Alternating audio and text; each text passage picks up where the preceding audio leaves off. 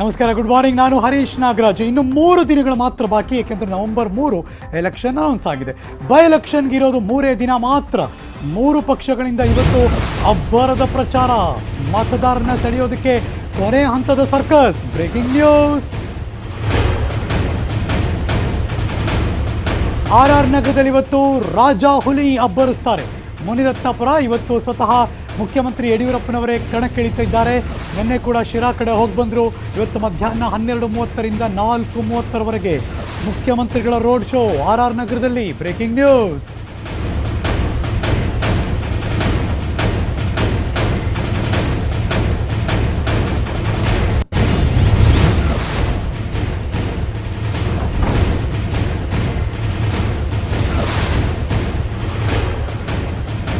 ಒಂದು ಕಡೆ ಮುಖ್ಯಮಂತ್ರಿಗಳು RR ನಗರದಲ್ಲಿ, ಮಗದೊಂದು ಕಡೆ ಮಾಜಿ ಮುಖ್ಯಮಂತ್ರಿಗಳು RR ನಗರದಲ್ಲಿ. ಅಂದರೆ JDS ಪರ HD ಕುಮಾರಸ್ವಾಮಿ ಅವರು ಕೂಡ ಮತಬೇಟೆಯನ್ನು ಮಾಡ್ತಾರೆ. ಪೀಣ್ಯ ಕೈಗಾರಿಕೋದ್ಯಮಿಗಳ ಜೊತೆ ಸಭೆ ನಡೆಸ್ತಿದ್ರು. ಜ್ಞಾನಭಾರತಿ ವಾರ್ಡ್ನಲ್ಲಿ HD ಕುಮಾರಸ್ವಾಮಿ ಅವರು ರೋಡ್ ಶೋ ನಡೆಸ್ತಾರೆ. ಇವತ್ತು ಪೀಣ್ಯ ಗಾರ್ಮೆಂಟ್ಸ್ಗಳಿಗೆ DK ಶಿವಕುಮಾರ್ ಇವತ್ತು ವಿಸಿಟ್ ಮಾಡ್ತಾರೆ. ಇವತ್ತು ಇಡೀ ದಿನ ಗಾರ್ಮೆಂಟ್ಸ್ಗಳಿಗೆ ಭೇಟಿ ಕೊಡ್ತಾರೆ. ಸಂಜೆ DK ಶಿವಕುಮಾರ್ ಅವರಿಂದ ಬೃಹತ್ ಬೈಕ್ ರ್ಯಾಲಿ. ಅಂದರೆ ಅರ್ಥ ಏನೋ, ಇವತ್ತು ರಾಜರಾಜೇಶ್ವರಿ ನಗರದ ಉಪಚುನಾವಣಾ ಕದನದಲ್ಲಿ 3 ಪಕ್ಷಗಳ ಘಟಾನುಘಟಿ ನಾಯಕರು ಆನ್ ಗ್ರೌಂಡ್ ಅಂದರೆ ಮತಬೇಟೆಯಲ್ಲಿ ತೊಡಗಿಸ್ಕೊಂಡಿರ್ತಾರೆ. ಆ 3 ದೃಶ್ಯ ತೋರಿಸ್ತಾ ಇದ್ದೀವಿ. ನಿನ್ನೆ ಕೂಡ ರಾಜ ಹುಲಿ ಅಂದರೆ ಸನ್ಮಾನ್ಯ ಮುಖ್ಯಮಂತ್ರಿಗಳು ಶಿರಾ ಭಾಗದಲ್ಲಿ ಅಬ್ಬರದ ಪ್ರಚಾರವನ್ನು ಮಾಡಿದ್ರು. ಇವತ್ತು ಮುನಿರತ್ನಪುರ ಪ್ರಚಾರವನ್ನು ಮಾಡ್ತಾರೆ. ರೋಡ್ ಶೋ ರ್ಯಾಲಿಯನ್ನು ನಡೆಸ್ತಾರೆ.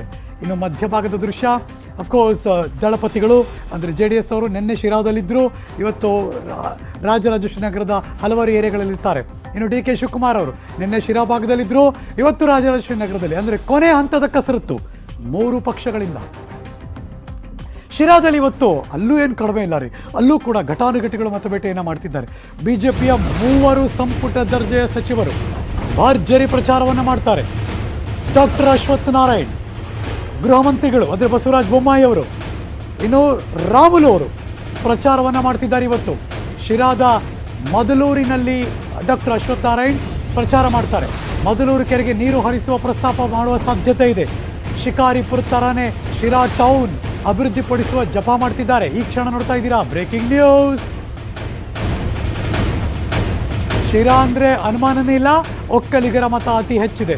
ಒಕ್ಕಲಿಗರ ಮತವನ್ನು ಸೆಳೆಯೋದಕ್ಕೆ ಡಾಕ್ಟರ್ ಅಶ್ವಥ್ ನಾರಾಯಣ್, ಲಿಂಗಾಯತರ ಮತವನ್ನು ಸೆಳೆಯೋದಕ್ಕೆ ಗೃಹ ಮಂತ್ರಿಗಳು ಅಂದರೆ ಬಸವರಾಜ ಬೊಮ್ಮಾಯಿ ಅವರು, ಪರಿಶಿಷ್ಟರ ಮತ ಸೆಳೆಯೋದಕ್ಕೆ ಶ್ರೀರಾಮುಲು ಅವರು, 3 ಜನ ಸಚಿವರು ಇವತ್ತು ಶಿರಾ ಭಾಗದಲ್ಲಿ ಭರ್ಜರಿ ಪ್ರಚಾರವನ್ನಂತೂ ಕೈಗೊಳ್ತಾರೆ.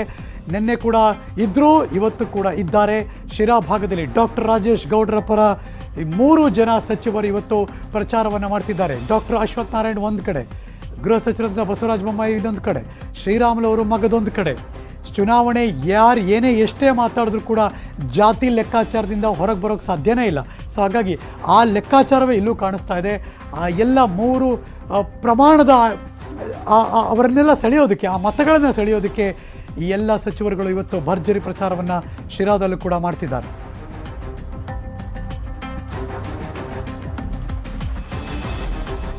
ಈ ಶಿರಾ ಉಪಚುನಾವಣೆಯಲ್ಲಿ ಭಾರತೀಯ ಜನತಾ ಪಕ್ಷವನ್ನು ಗೆಲ್ಲಿಸೋದಕ್ಕೆ, ಕಮಲವನ್ನು ಅರಳಿಸೋದಕ್ಕೆ ಹೊಣೆ ಹೊತ್ತಿರೋರು BY ವಿಜಯೇಂದ್ರ ಅವರು. ನ್ಯೂಸ್ 18 ಜೊತೆ ಕೆಲವೇ ಹೊತ್ತಿನ ಮುಂಚೆ ನಾನು ಮಾತಾಡಿಸಿದೆ. ಕಾಂಗ್ರೆಸ್ JDS ಆಡಳಿತಕ್ಕೆ ಜನ ರೋಸ್ ಹೋಗಿದ್ದಾರೆ. ಕ್ಷೇತ್ರದಲ್ಲಿ ಈಗಾಗಲೇ BJP ವಿಜಯಯಾತ್ರೆ ಕಾಣಿಸ್ತಾ ಇದೆ ಅಂತ ಹೇಳಿಕೆ ಕೊಟ್ಟರು. BSY ಸಂಪೂರ್ಣವಾಗಿ ಅಧಿಕಾರ ಅವಧಿಯನ್ನು ಪೂರ್ಣಗೊಳಿಸ್ತಾರೆ ಅಂತಲೂ ಕೂಡ ವಿಜಯೇಂದ್ರ ಅವರು ಈ ಸಂದರ್ಭದಲ್ಲಿ ಮಾತಾಡಿದ್ರು. ಅವರೇನು ಮಾತಾಡಿದ್ರು ಬನ್ನಿ ನೋಡೋಣ. ನೋಡಿ, ಇವತ್ತು ಭಾರತೀಯ ಜನತಾ ಪಕ್ಷದಲ್ಲಿ ಸನ್ಮಾನ್ಯ ಯಡಿಯೂರಪ್ಪನವರ ಶಕ್ತಿ ಏನಿದೆ, ಅವರ ಸಂಘಟನೆ ನೈಪುಣ್ಯತೆ, ಯಾವ ರೀತಿ ಸಂಘಟನೆಯನ್ನ ಪಕ್ಷವನ್ನು ಕಳೆದ 3-4 ದಶಕಗಳಿಂದ ಇದನ್ನು ಕಟ್ಟಿದ್ದಾರೆ, ಇದೆಲ್ಲವೂ ಕೂಡ ರಾಜ್ಯ ನಾಯಕರುಗಳಿಗೂ ಕೂಡ ಗೊತ್ತಿದೆ, ಕೇಂದ್ರ ನಾಯಕರುಗಳು ಗೊತ್ತಿರತಕ್ಕಂಥದ್ದು. ಯಾರೋ ಒಬ್ಬರೊಂದು ಹೇಳಿಕೆ ಕೊಡೋದ್ರಿಂದ ಈ ರೀತಿ ನಿರ್ಧಾರ ಆಗ್ತದೆ ಅಂತಕ್ಕಂಥದ್ದು ಪ್ರಶ್ನೆ ಉದ್ಭವ ಆಗೋದಿಲ್ಲ. ಇದ್ರ ಬಗ್ಗೆ ಸನ್ಮಾನ್ಯ ರಾಜ್ಯಾಧ್ಯಕ್ಷ ಆಗಿರ್ತಕ್ಕಂಥ ನಳಿನ್ ಕುಮಾರ್ ಕಟೀಲ್ಜಿ ಅವರು ಸ್ಪಷ್ಟವಾಗಿ ಇದಕ್ಕೆ ಉತ್ತರವನ್ನು ಕೊಟ್ಟಿದ್ದಾರೆ. ನಮ್ಮ ಉಸ್ತುವಾರಿ ಸಚಿವರೇನಿದ್ದಾರೆ ತಮಗೆ ಗೊತ್ತಿರಾಗೆ ಪಾಪ ಅವರು 2 ಬಾರಿ ಕೋವಿಡ್ ಬಂದಂಥ ಸಂದರ್ಭದಲ್ಲಿ ಸುಮಾರು 15-20 ದಿನಗಳ ಕಾಲ ಆಸ್ಪತ್ರೆಯಲ್ಲಿದ್ದರು, ಟ್ರೀಟ್ಮೆಂಟ್ ತೊಗೊತಾ ಇದ್ದರು.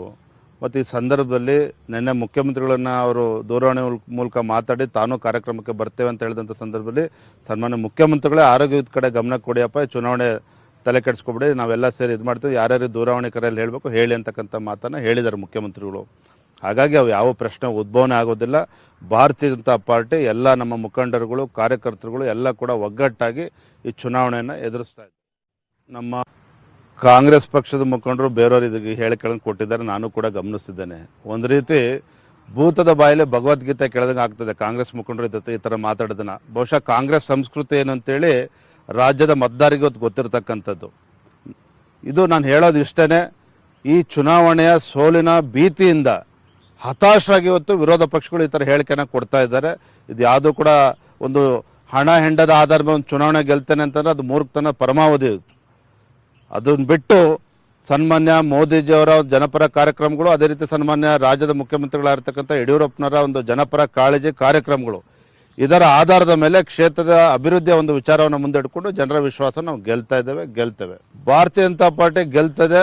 ಅಭೂತಪೂರ್ವದಂಥ ಗೆಲುವು, ಶಿರಾ ಕ್ಷೇತ್ರದ ಇತಿಹಾಸದ ಪುಟಗಳಲ್ಲಿ ಬರೆದಿಡ್ತಕ್ಕಂಥ ಗೆಲುವು ಬಿಜೆಪಿಗೆ ಆಗ್ತದೆ. ಅಷ್ಟು ಮಾತ್ರ. ಈ ಬಾರಿ ನಮ್ಮ ಗೆಲುವು ಇತಿಹಾಸದ ಪುಟದಲ್ಲಿ ಬರೆದಿಟ್ಕೊಳ್ಳೋಕ್ಕಾಗುತ್ತೆ. ಅಂತಹ ಅಭೂತಪೂರ್ವ ಜಯವನ್ನು ನಾವು ಸಾಧಿಸ್ತೀವಿ. ನಮ್ಮನ್ನು ಭಾಗದಲ್ಲಿ ಸೀರಿಯಸ್ ಆಗಿ ತೆಗೆದುಕೊಂಡಿರಲಿಲ್ಲ. ಆದರೆ ಈಗ ಗೊತ್ತಲ್ಲ, ಕಾಂಗ್ರೆಸ್ನವರು ಮತ್ತು JDSನವರು ಘಟಾನುಘಟಿ ನಾಯಕರೆಲ್ಲ ಪ್ರತಿದಿನ ಬರ್ತಿದ್ದಾರೆ. ಅಂದರೆ ಎಷ್ಟು ಮಟ್ಟಿಗೆ ಈಗ ಸೀರಿಯಸ್ ಆಗಿ ಪರಿಗಣಿಸುವ ಹಾಗೆ ನಾವು ಮಾಡಿದ್ದೀವಿ. ನಮ್ಮ ಅಭಿವೃದ್ಧಿ ಮಾತಾಡುತ್ತೆ. ಇದುವರೆಗೆ ಇಷ್ಟು ವರ್ಷ ಅವರು ಆಡಳಿತ ನಡೆಸಿದ್ರು, ಅವರೇನು ಕೂಡ ಮಾಡಿಲ್ಲ. ಈಗ ಭಾರತೀಯ ಜನತಾ ಪಕ್ಷ ಅಧಿಕಾರದಲ್ಲಿದೆ. ನಾವು 6 ತಿಂಗಳು ಅದನ್ನು ಮಾಡಿ ತೋರಿಸ್ತೀವಿ. ಆ ಭಾಗದ ಮಂದಿ ಈಗಾಗಲೇ ವಿಶ್ವಾಸ ಇಟ್ಟಿದ್ರು ಬೇರೆಯವ್ರ ಮೇಲೆ, ಅದು ಹುಸಿಯಾಗಿದೆ. ಈಗ ಈ ಒಂದು ಬಾರಿ ನಮ್ಮನ್ನು ಗೆಲ್ಲಿಸ್ ನೋಡಿ, ನಾವೇನು ಕೆಲಸ ಮಾಡ್ತೀವಿ ನಮ್ಮ ಕೆಲಸ ಮಾತಾಡುತ್ತೆ. ಶ್ರೀ BY ವಿಜಯೇಂದ್ರ ಕೆಲವೇ ಹೊತ್ತಿನ ಮುಂಚೆ ನಾನು ನೇರವಾಗಿ ಅವ್ರ ಜೊತೆ ಮಾತಾಡಿದೆ. ಶಿರಾದಲ್ಲಿ ಕೂತು ಈಗ ಅಲ್ಲೇ ಅವ್ರು ಸೆಟ್ಲಾಗಿದ್ದಾರೆ. ಅಂದರೆ ಈ ಎಲ್ಲ ಉಸ್ತುವಾರಿ ನೋಡ್ಕೋತಿದ್ದಾರೆ. ಹಾಗಾಗಿ ಅಲ್ಲೇ ಕುಳಿತು ನೇರವಾಗಿ ಮಾತಾಡಿದ್ರು. ಕೊಟ್ಟ ಮಾತನ್ನು ನಾವು ತಪ್ಪಲ್ಲ, BJP ಪಕ್ಷ ಉಳಿಸ್ಕೊಳ್ಳುತ್ತೆ ಅನ್ನೋ ಭರವಸೆಯನ್ನು ಆ ಭಾಗದ ಮಂದಿಗೆ ಕೊಟ್ಟರು.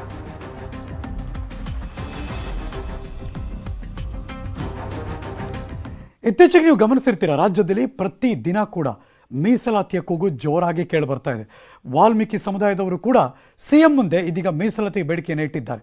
ಮಹರ್ಷಿ ವಾಲ್ಮೀಕಿಯ ಜಯಂತಿ ಇವತ್ತು. ಈ ಹಿನ್ನೆಲೆಯಲ್ಲಿ ಶಾಸಕರ ಭವನದ ವಾಲ್ಮೀಕಿ ತಪೋವನದಲ್ಲಿ ಪುಷ್ಪ ನಮನವನ್ನು ಸಲ್ಲಿಸಿದ್ರು.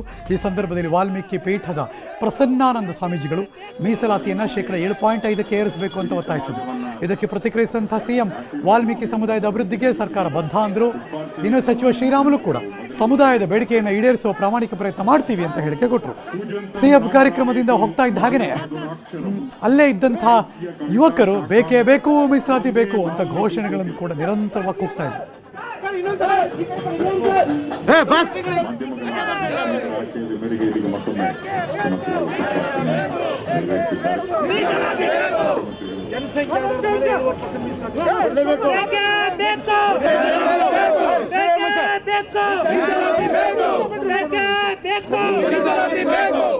ಎಲ್ಲಿವರೆಗೂ ಹೋರಾಟ,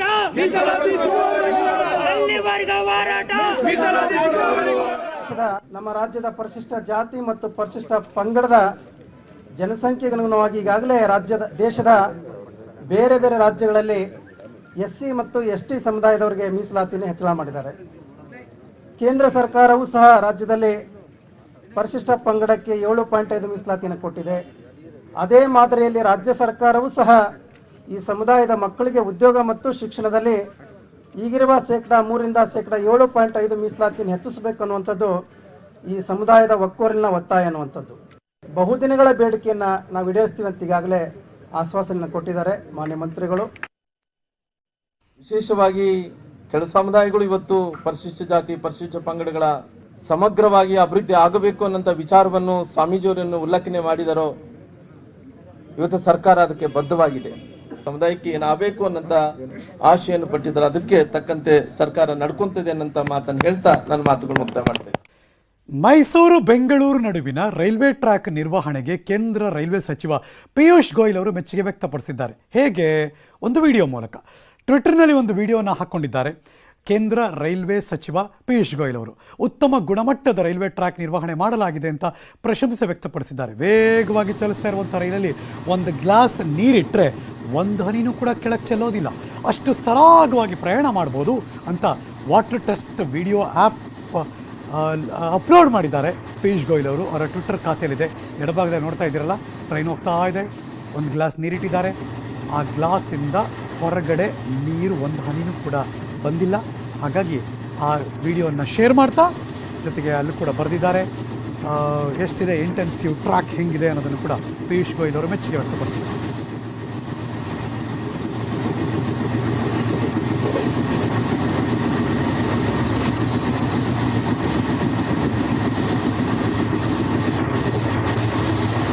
ಮಾಜಿ ಮೇಯರ್ ಎಸ್ಕೇಪ್ ಆಗಿದ್ದಾರೆ ಸಂಪತ್ ರಾಜ್. ಹಾಗಾದ್ರೆ ಎಲ್ಲಿದ್ದಾರೆ ಸಂಪತ್ ರಾಜ್ಗೆ ಸಿಸಿಬಿ ಪೊಲೀಸರ ಶೋಧ. Breaking news. ಬಂಧನದ ಭೀತಿ ಸಂಪತ್ ರಾಜ್ ಅವರಿಗೆ. ಅಫ್ಕೋರ್ಸ್ ಅವ್ರಿಗೆ ಕೊರೋನಾ ಪಾಸಿಟಿವ್ ಇತ್ತು, ಹುಷಾರಿರಲಿಲ್ಲ, ಅಡ್ಮಿಟ್ ಆಗಿದ್ರು, ಅದೆಲ್ಲ ಕರೆಕ್ಟು. ಬಟ್ ಆಮೇಲೆ ಸಂಪತ್ ರಾಜ್ ಅವರು ಎಲ್ಲಿದ್ದಾರೆ ಗೊತ್ತಿಲ್ಲ. ಇದೀಗ ಸಿಸಿಬಿ ಪೊಲೀಸರು ಸಂಪತ್ ರಾಜ್ಗೋಸ್ಕರ ಹುಡುಕ್ತಾ ಇದ್ದಾರೆ ಅನ್ನೋ ನ್ಯೂಸ್ ಬರ್ತಾ ಇದೆ. ಬುಧವಾರ ರಾತ್ರಿ ಆಸ್ಪತ್ರೆಯಿಂದ ಪರಾರಿಯಾಗಿದ್ದಾರಂತೆ ಸಂಪತ್ ರಾಜ್. ಮೊಬೈಲ್ ಕೂಡ switch off, not reachable. Sampath Raj ಬಂಧನಕ್ಕೆ ಸಿಸಿಬಿಯಿಂದ ವಿಶೇಷ ತಂಡ ರಚನೆ ಮಾಡಲಾಗಿದೆ. ಹೊರ ರಾಜ್ಯಕ್ಕೆ ಸಿಸಿಬಿ ಪೊಲೀಸರ ತಂಡ ಕೂಡ ಕಳಿಸಿದ್ದಾರೆ. ಸಂಪತ್ ರಾಜ್ ಆಪ್ತರು, ಕುಟುಂಬಸ್ಥರ ನಂಟಿನ ಬಗ್ಗೆ ಕಂಪ್ಲೀಟ್ ಆಗಿ ಟ್ರ್ಯಾಕಿಂಗ್ ನಡೀತಾ ಇದೆ. ಇದು ಈ ಕ್ಷಣ ನೀವು ನೋಡ್ತಿರುವಂತಹ ಬೆಳವಣಿಗೆ. ಬೆಂಗಳೂರಿನ ದೊಡ್ಡ ಮಟ್ಟದಲ್ಲಿ ತಲ್ಲಣಗೊಳಿಸಿದಂತಹ KKD ಪ್ರಕರಣ. ಇದೀಗ ಸಂಪತ್ ರಾಜ್ ಹೆಸರು ಕೇಳಿಬಂದಿತ್ತು. ಈಗ ಅವರು ಎಸ್ಕೇಪ್ ಆಗಿದ್ದಾರೆ.